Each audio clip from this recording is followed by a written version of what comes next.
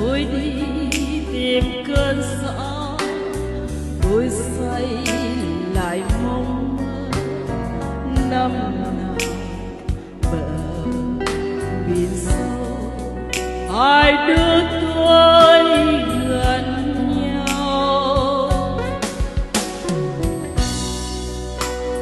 Đêm xưa bên này người yêu trong cơn say, đêm nay còn cá trắng, đêm nay còn tin sống, đêm nay còn chân soi như rồi chỉ còn tôi trên bãi đêm không người tình.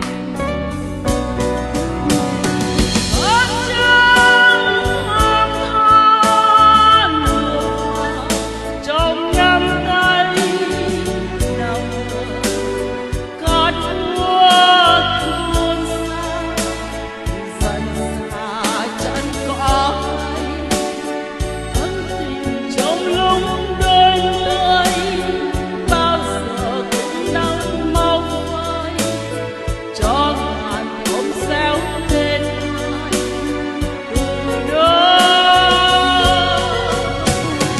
Nắng sớm man man tình mềm sang ngàn ngông nào ngờ sóng cuốn trôi đi lâu thả trên mái hoa.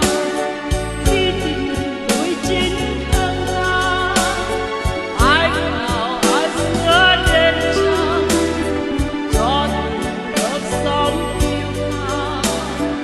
Ôi Nha Trang ngày về ngồi đây quên lắng nghe đêm mê lòng tôi không như oan hồn chân mong.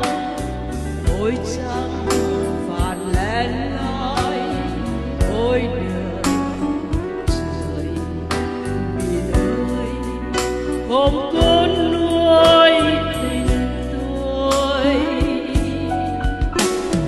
Nha Trang nhìn đầy tình yêu không có đây, tôi như là con ong bơ vơ nằm trên cao chui sâu vào hận xa lưu đày dạ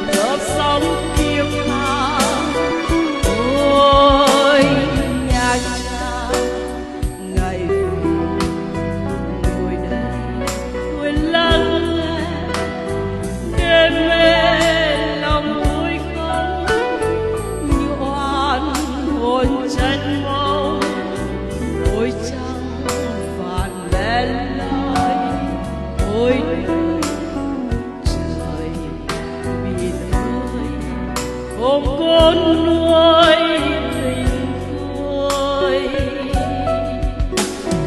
nhà tràn biển đầy tình yêu không có đây tôi như là con ong bơ vơ nằm trên cao chui sâu vào thân xác lưu đầy dạ tràn ơi sao lắm cho với sống này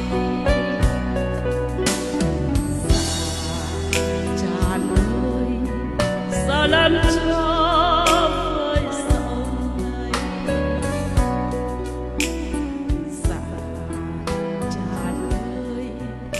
lắm cho với sau này.